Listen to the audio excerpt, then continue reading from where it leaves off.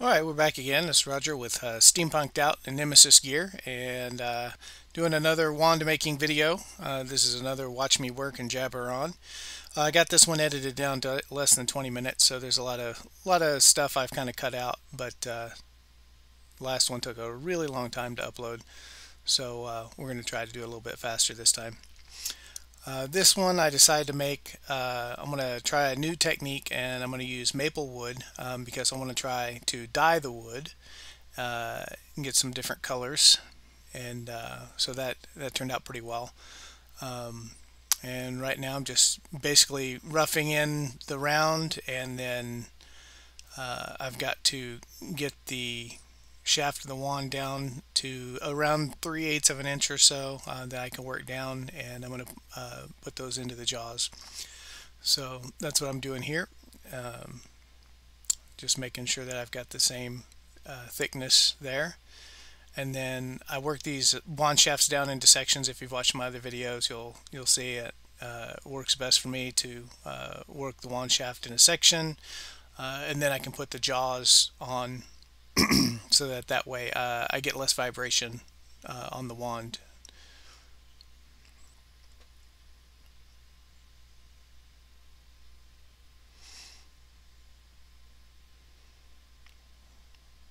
All right, about got that the right size there.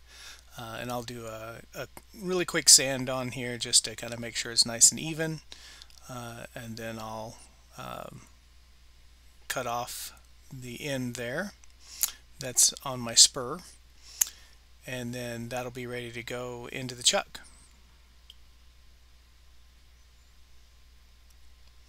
Alright, I got my chuck mounted up, my jaws, and getting that centered up. And then we'll just continue bringing this down into the round, and this way, as I get each section of the wand to the right size, I can continue feeding that deeper into the jaws, and that way I don't have that vibrational chatter that can really, I've actually had it snap a wand. When I first started, I didn't have my tools as sharp as they needed to be, and it's always important to have sharp tools, but boy, if you have even just an okay tool, and that long, I think this started out as an 18-inch piece of wood, and it really flexes when you start getting that down to that thinner diameter. It really flexes in there, and boy, if you have that out and you catch it at all, it'll snap. So that's why I moved to the using the jaws once I got those set up with the right jaws on that chuck. It really helped out a lot. That and keeping the tools sharp, of course.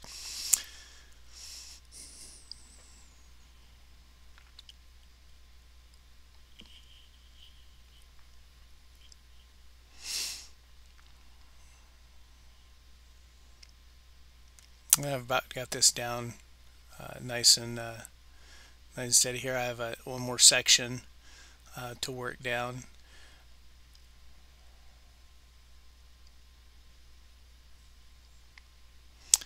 And this one goes pretty much like the rest. You get it to the right diameter to start with, and that's what the calipers are for. And then get that section down to the right size and move it in.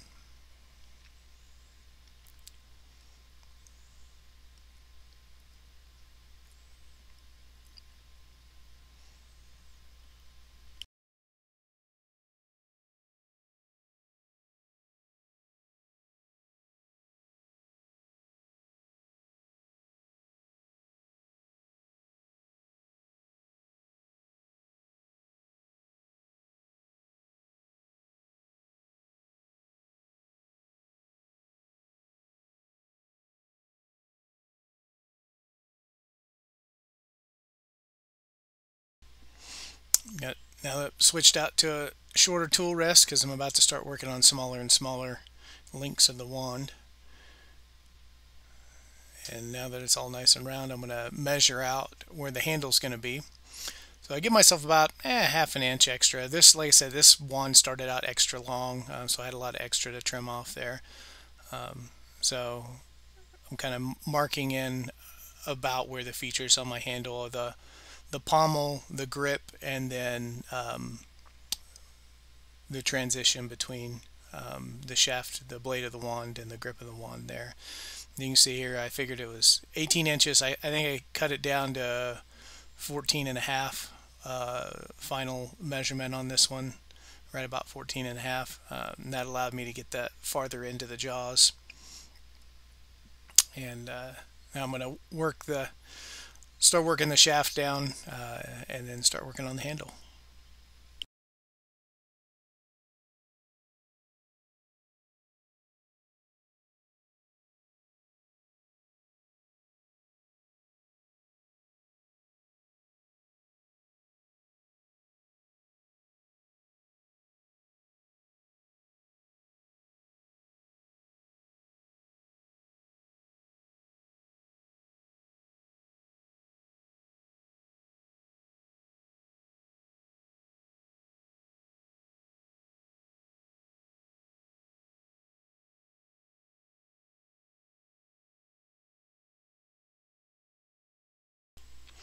Okay, I've got the blade of the wand as far into the jaws as I can get, and then now what I'm going to do is start using the skew chisel to just kind of rough in where my transitions are going to go.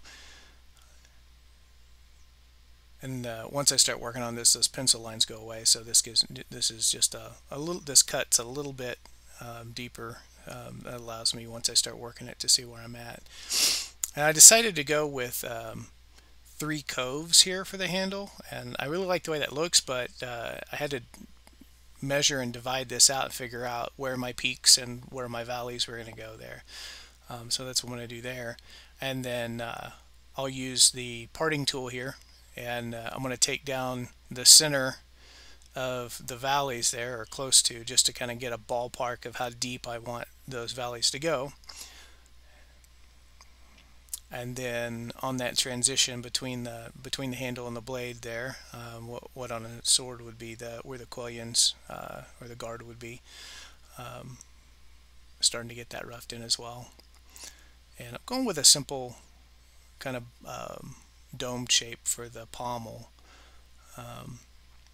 and then this is where you can actually see those valleys just start coming in on those 3 coves that I'm cutting into the handle.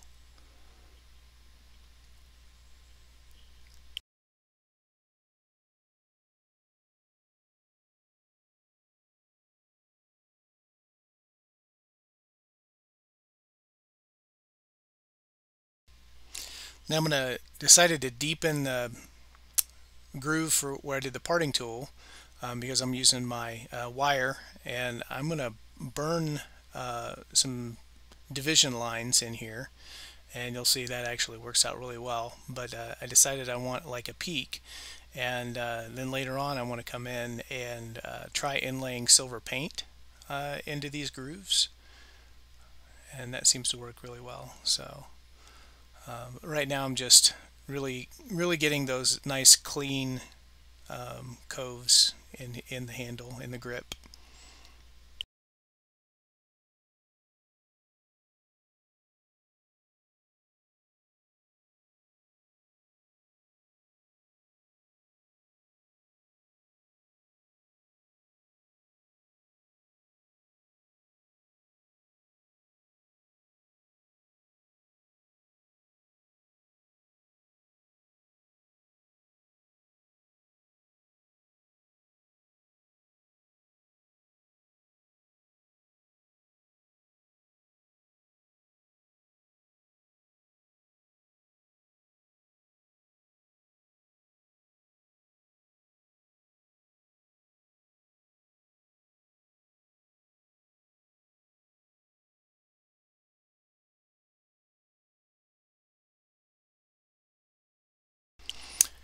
And I decided on that transition just in front. I also wanted to put, I don't know, I always feel like this shape is kind of a lance point on that transition, right where the blade of the wand meets the guard, and just kind of reminds me of an old jousting lance.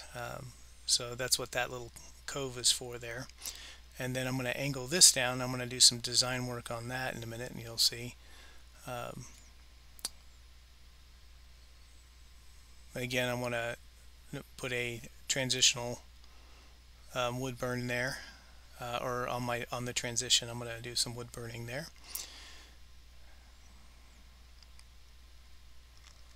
and just kind of finalizing that domed shape for the pommel.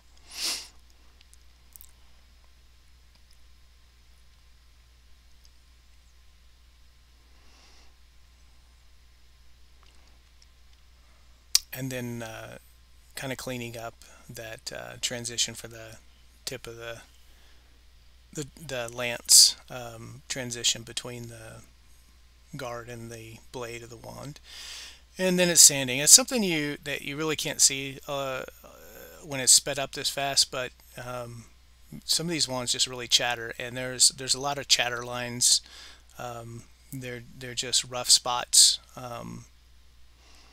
especially at the right where the peaks go in that handle, close to where I wood burned, and that took quite a bit to sand out. So I edited out a bunch of sanding because it gets pretty repetitive. But what I'm doing here is, I don't know if you can see on the far right side there, I've got a bunch of lines on the metal shaft, and those are all indexed, so I can draw these 8 lines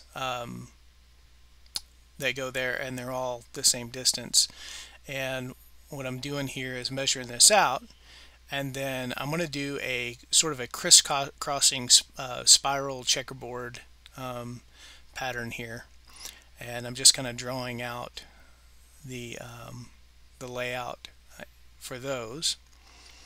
And you can kind of see that they're kind of 2 sets of spirals going opposite directions. It makes a crisscross. And then now I'm going to wood burn those in, and this really takes a lot of time. It's a small area, but it's a lot of wood burning, and you have to move slow, keep the lines really straight, and of course you have you can't move the wood burner fast because it only moves as fast as the wood burns. So but I did cut some of that out as well to kind of speed things up, especially since you can't see it because my fat hand is in the way. Anyway, so I've got one set of spirals going there, and now I'm going to go back the opposite direction here, and we're at halfway here with this part. And I do the same thing the other direction. You can see they're kind of starting to crisscross.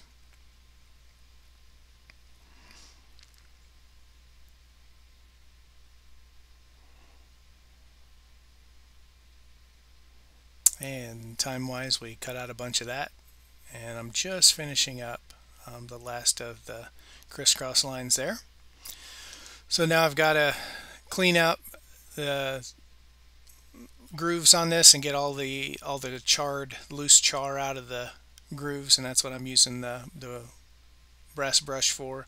Then I'm going to smooth off with the sandpaper, make sure I don't have any little bits sticking out, and then clean the sawdust out.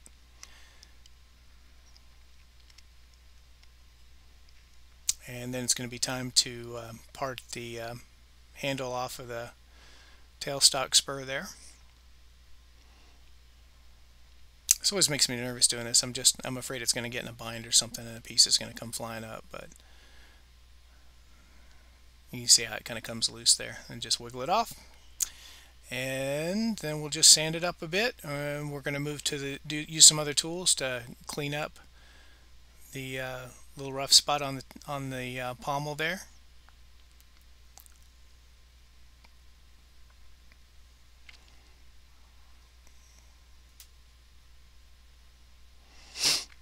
And for this, it was actually pretty close because I was able to sand it a little on the lathe, and I just went to my 220 and 320 flap wheels to kind of smooth out that rounded bottom there, and that worked out really well.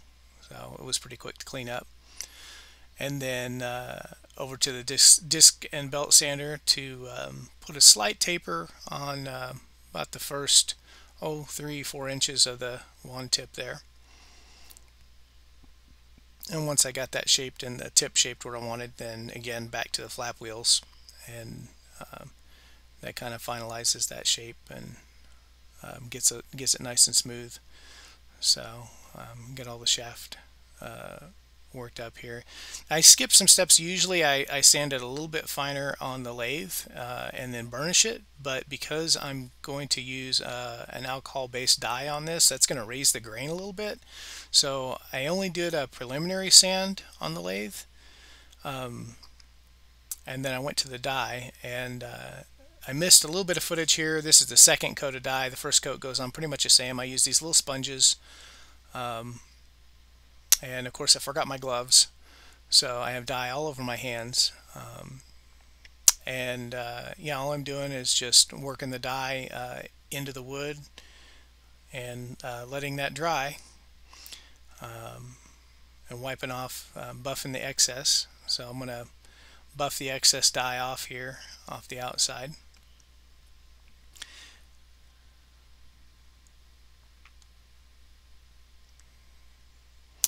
And then I want to take off, like I said, that dye raises the grain a little bit, so I'm just using my fine sanding pad to get in here and take off any grain that's gotten raised up. And I'm trying to work it really lightly because I don't want to take out the dye. And that worked nice. And then I'm using my little burnishing block here, and I'm going to burnish the wood and stuff. You can see it's already getting a nice shine to it. It doesn't have any finish or anything on it yet. So, but before I do any of the finish work, then now I have to go in and I'm going to put the paint, the silver. I've got some silver paint here, and this is a high pigment airbrush paint that I'm using, and I'm just going to work that down into my burn grooves, and it should kind of give almost like a silver inlay sort of look to it. And then doing this crisscross pattern was really tedious, trying to keep it down into the grooves. And you can hit it with the sandpaper just a little bit, but it, again, it'll take off the dye if you go too deep, and it starts to look, has faded places in it. So it's really tedious and a really long time. You got to be really careful to keep it down into the grooves there and get this little mess up places from happening. You don't want that. So I'm just finishing all that up, making sure I've got plenty into the grooves there.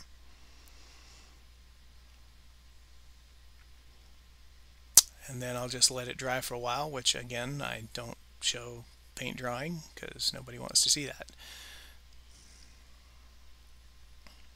Alright, now once that's dry, I did kind of clean that up a little bit, and I'm going to go ahead and start applying my my oil finish on here, and let that kind of absorb in a bit, hopefully taking some of the pigment down into the wood a little better, and then as well as after that's dried and wiped off, I add my wax paste that I make, and this is that blend of carnauba wax and beeswax, both, that I blend with oil, and then let it set. And it seems to be working pretty well.